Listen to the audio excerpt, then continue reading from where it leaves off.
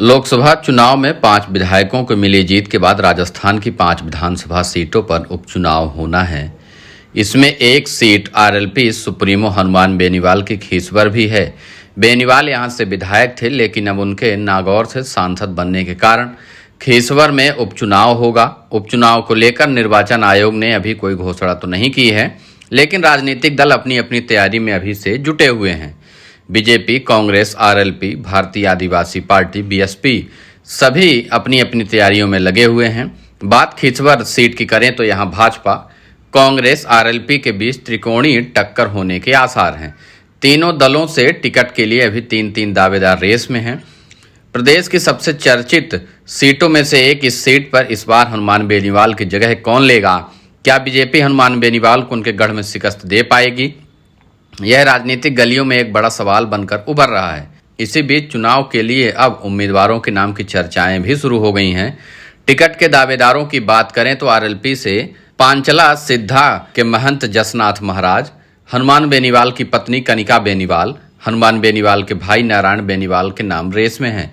वहीं भाजपा की ओर से पूर्व सांसद डॉक्टर ज्योति मिर्धा, विधानसभा चुनाव में हनुमान बेनीवाल के प्रतिद्वंदी रहे रेवंत राम डांगा, आरसीए के अध्यक्ष और चिकित्सा मंत्री राजेंद्र सिंह खीसवर के बेटे धनंजय सिंह के नाम की चर्चा है। कांग्रेस की बात करें तो नाथूराम मिर्धा के पोते मनीष मिर्धा, नागौर विधायक हरेंद्र मिर्धा के बेटे राघवेंद्र मिर्धा, बसपा से चुनाव लड़ चुके दुर्ग सिंह खीसवर कांग्रेस के दावेदारों में से एक हैं। आरएलपी का दावेदार कौन होगा, इसका फैसला सांसद हनुमान बेनीवाल पर ही निर्भर करेगा। बताया जा रहा है कि पांचला सिद्धा के जसनाथ महाराज की हनुमान बेनीवाल से काफ़ी नज़दीकियां हैं। महाराज के भक्तों की संख्या और फैन फॉलोइंग जबरदस्त है। ऐसे में जसनाथ महाराज को उम्मीदवार बनाए जाने की चर्चाएं तेजी पर हैं।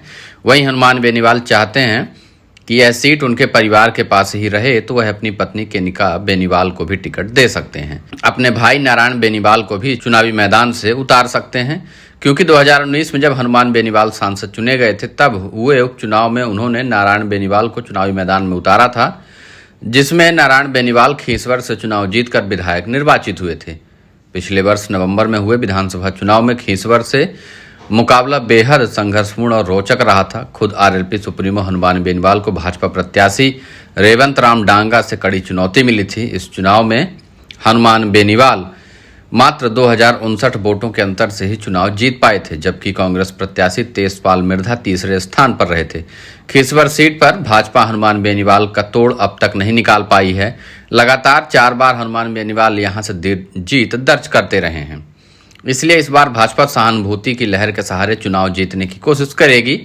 इस रणनीति के तहत भाजपा पूर्व सांसद डॉक्टर ज्योति मिर्धा पर एक बार फिर से दांव खेल सकती है, या फिर विधानसभा चुनाव में प्रत्याशी रहे रेवंत राम डांगा को ही फिर से चुनावी मैदान में उतारा जा सकता है, क्योंकि रेवंत राम डांगा ने पिछले चुनाव में हनुमान बेनीवाल को कड़ी चुनौती दी थी। हनुमान बेनीवाल की जीत का अंतर मात्र 2000 रह गया था।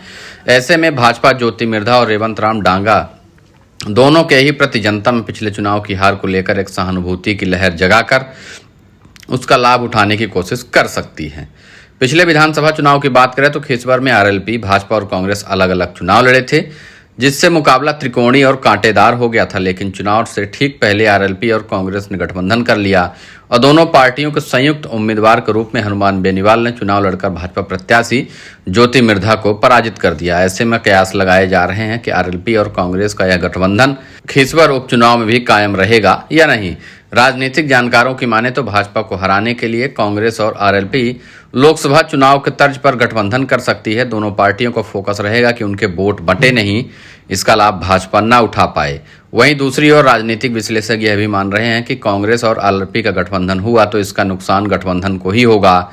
भाजपा इसका लाभ उठा लेगी, क्योंकि खीसवर में कांग्रेस कार्यकर्ता गठबंधन को शायद ही स्वीकार करें। गत चुनाव में कांग्रेस प्रत्याशी रहे तेजपाल मिर्धा ने लोकसभा चुनाव में आरएलपी और कांग्रेस का गठबंधन होने पर बगावत कर दी थी।